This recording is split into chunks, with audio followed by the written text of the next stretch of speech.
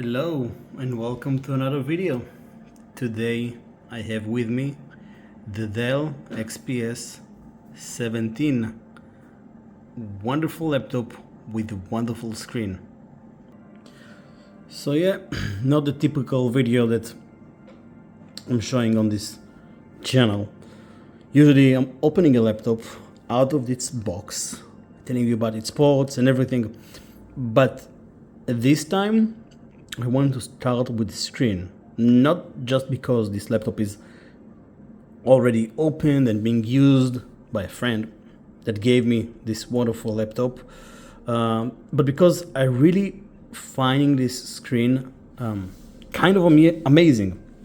I had my share time with Macs, I had my share time with some other brands, but this one is just beautiful. It is beautiful. It's 4K. It's not OLED.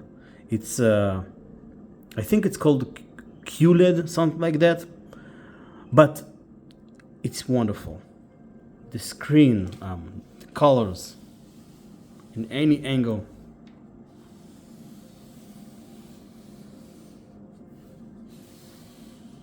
And even if I'm taking it close up,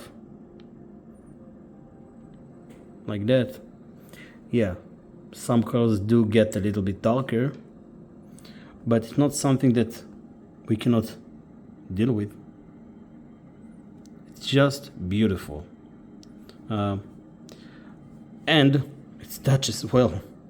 So let's go back a little, back and talk about the ports and hardware and stuff like that. At some point, maybe get back to the screen, shall we?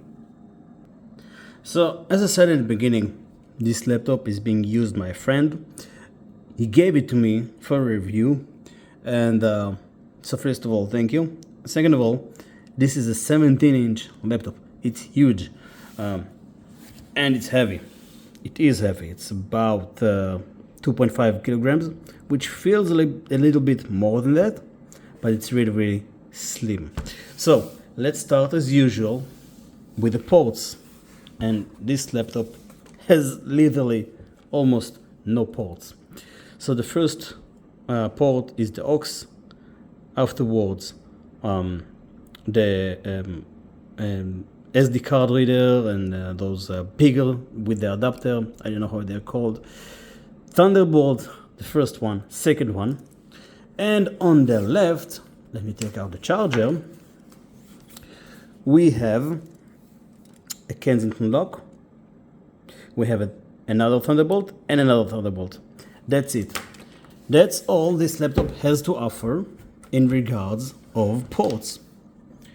And yes, those ports are Thunderbolt, and you can connect anything to it. You can connect Ethernet, you can connect displays, you can connect Ethernet, again, anything you want to connect to it. But the main problem is that still this technology is still not how can I say it, updated to our time. Let's say I have a mouse that I want to connect to it.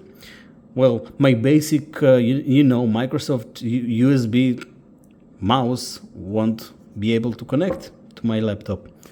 Or maybe I want to connect between my phone and my laptop. Well, if my phone isn't like, I don't know, up to maximum of 2, maybe 3 years old, you won't be able to connect your laptop because you'll need to use an adapter. So that's a big downside for this laptop, unfortunately. I cannot close it because the friend requested it, but basically it's really, really slim. As you can see, let's take a pen, usual pen. It's even thinner than a pen. The lower side and the screen, it's a really, really slim laptop.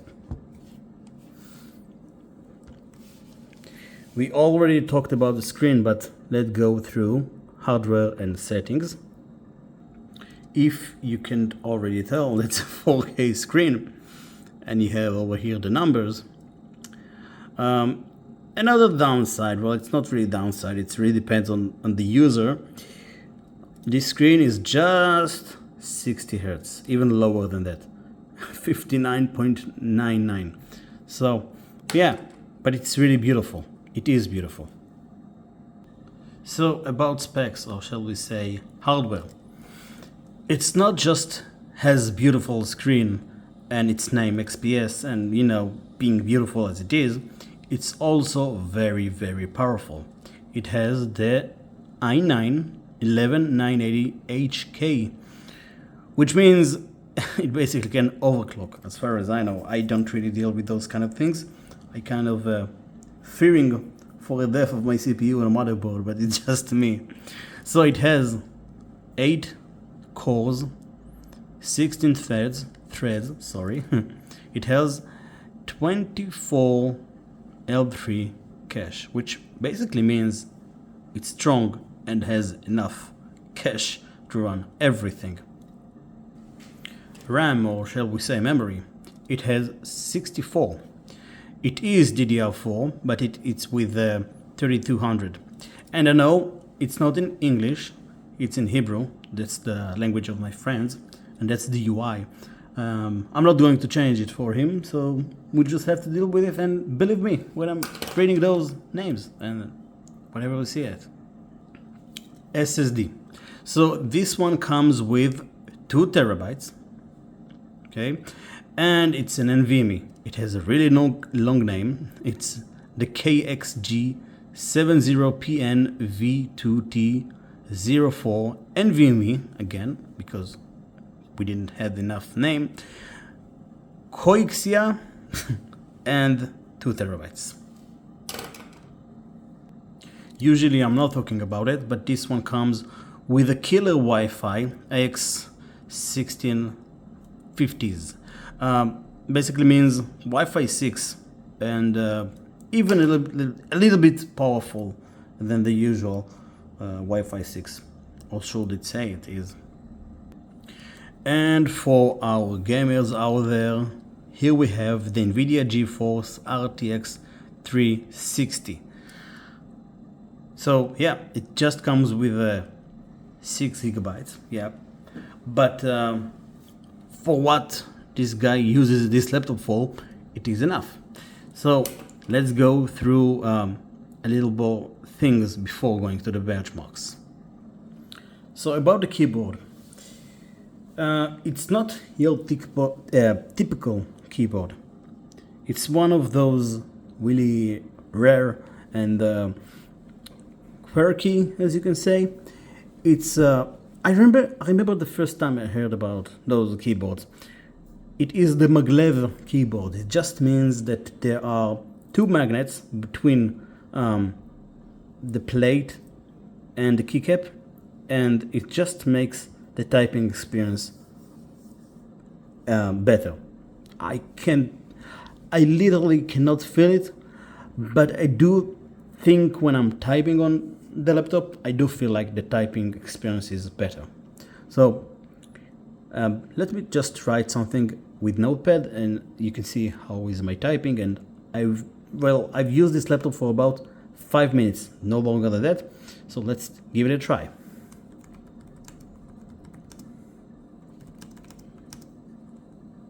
N XPS, I think it's an N, right? 17.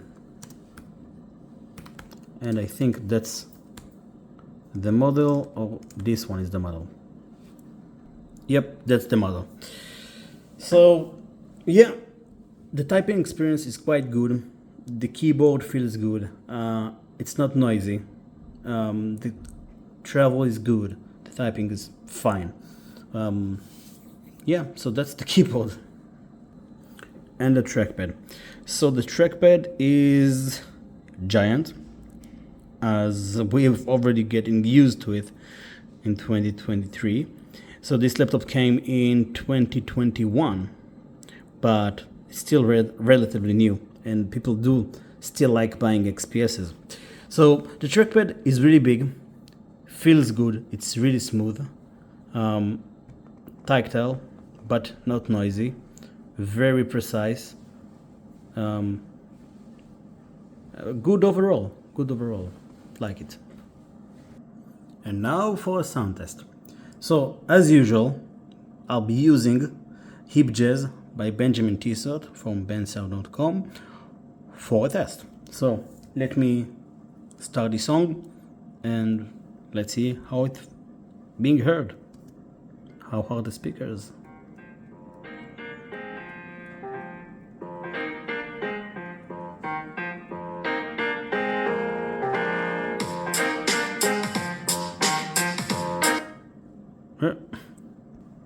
So, as usual, let's test those speakers. So, as usual, I've been using Hip Jazz by Benjamin Tissot from bensound.com and test those speakers. So, let's start.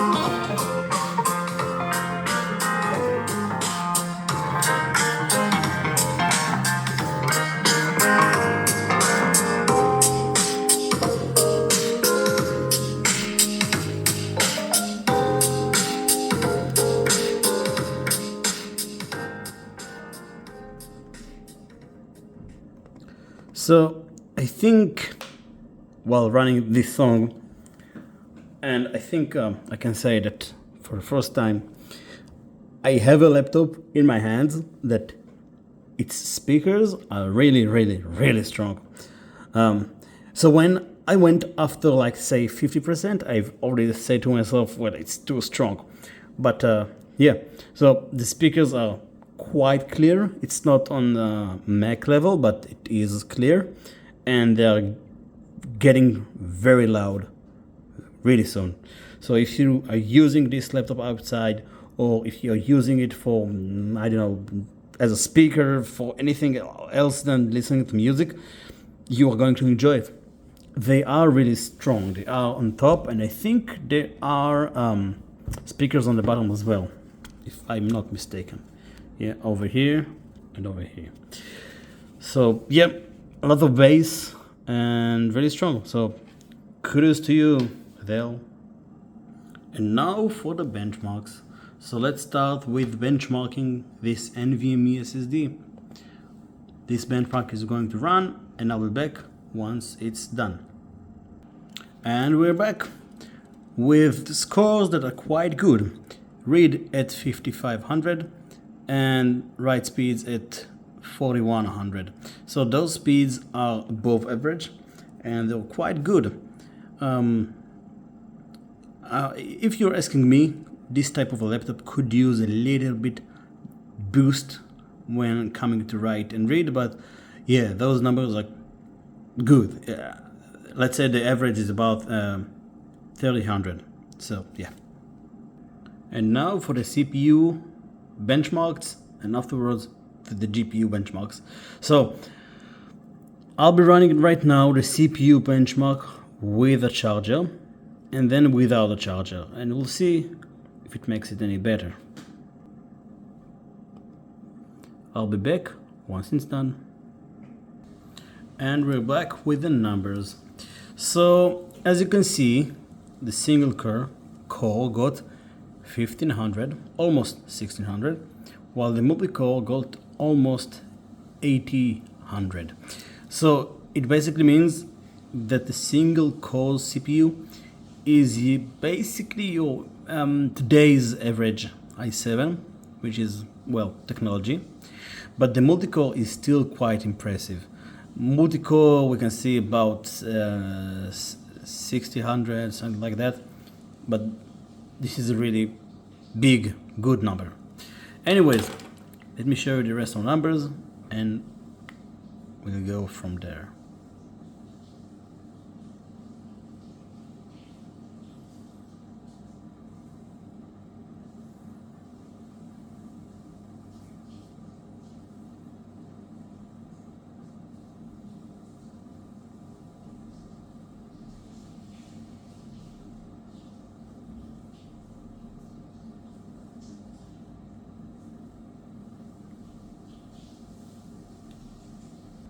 And again, CPU benchmark, but right now without a charger. I'm going to take it out and leave it out here, and we run this benchmark and see what numbers we're getting.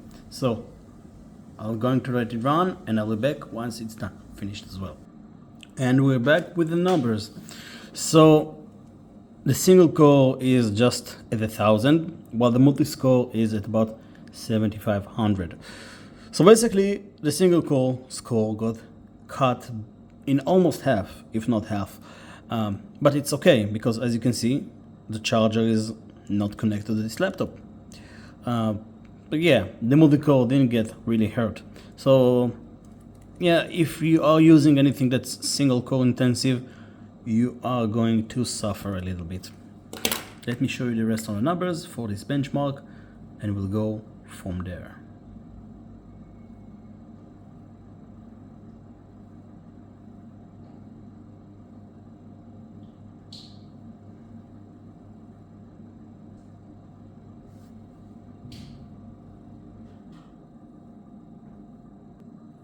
And now for the GPU's benchmark. So the first benchmark that I'm going to have is with OpenCL, and it's going to be used for the Intel UHD graphics, which is the onboard for this laptop. I'm going to use it with a charger, and I'm not going to do the rest of the tests for the UHD graphics because if we are being honest over here, if someone has 3060 on their laptop, they're rarely going to use the UHD graphics.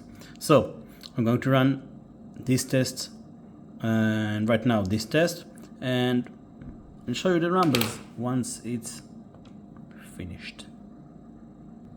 And we're back, and those are the scores for the UHD graphics. 7500. Okay, so let's go through the rest of the numbers. Again, same test, but right now for the RTX 360 GPU with the charger. I'm going to run it and I'll be back once it's done. And we're back.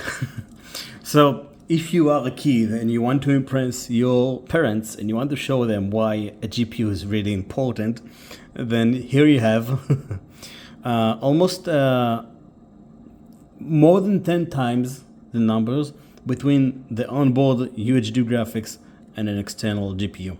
So the OpenCL score got 88,000 and a half, which is really impressive, if I may say, too impressive. So let me show you the rest of the numbers and we go to the next and the next benchmarks.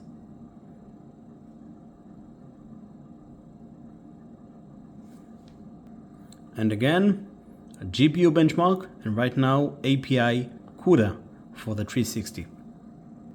And we're back with the CUDA score, which is even higher than the previous test at 94,000 and a half, almost a half. Let me show you the rest of the numbers and go from there.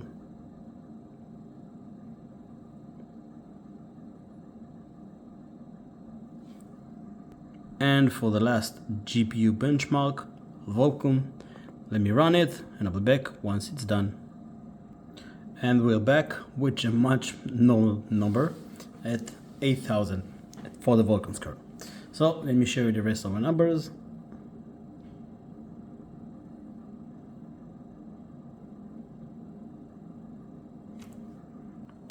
So I think I've showed you everything I can tell you about the Dell XPS.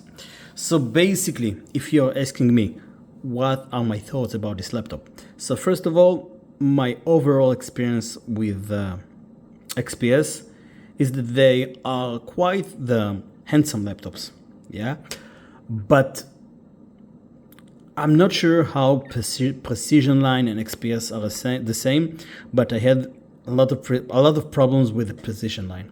But basically, they have the same chassis, as you can see.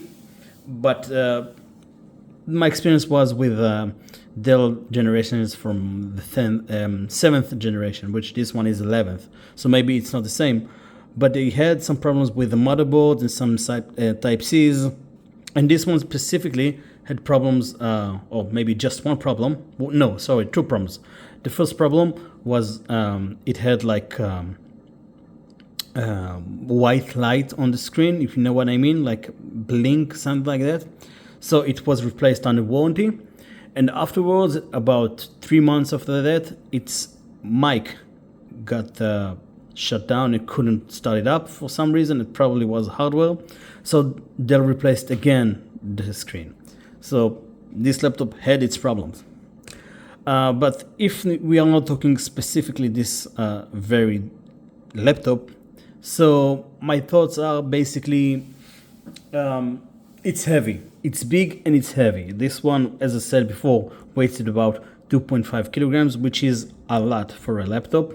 So if you are planning on go with this device on your back, be prepared. Be prepared. People do will like this laptop because it's really beautiful and really good screen and it's touch and everything, right? But you have to consider that. The second thing that you have to consider is that it's really, really pricey. It's really expensive. It's really expensive device. And this one in particular, because it has the i9 and 64 gigs of RAM and 2 terabytes and 4K screen. It has all the package that you need, but it's going to run you brand new, yeah? Almost at $4,000. Yeah, this one cost almost $5,000 when it was new. For right now, it's going to cost maybe $3,000, maybe even less than that. Yeah, it's almost 2 years old, but it still has its power. The third thing that I want to say about this device is that it's not running really well with Windows 11. I cannot tell you or give the experience that I'm feeling, but this laptop is just like, I don't know, it doesn't feel good when using the Windows 11. It's just, I don't know if you can see it on the video, but you see the lag on the screen, you see how things are not moving well. So maybe some updates could fix it, but I didn't like it. Well, it was running on Windows 11. So maybe someone can roll it back and run with Windows 10 if you'll have the time to deal with. That's what I'm trying to say. But except from those three and the problems that this device had, it's basically the perfect device. If you are looking for a beautiful screen and beautiful laptop overall, if you're looking for something that you can use for both business and work, and you want to have a big screen, then this device is for you. So yeah, I think that wraps it up. Thank you, Daniel, for giving me your laptop for a review. And that was it. So thank you for watching. And if you like this review, please like it and subscribe. Thank you, and I'll see you in another video.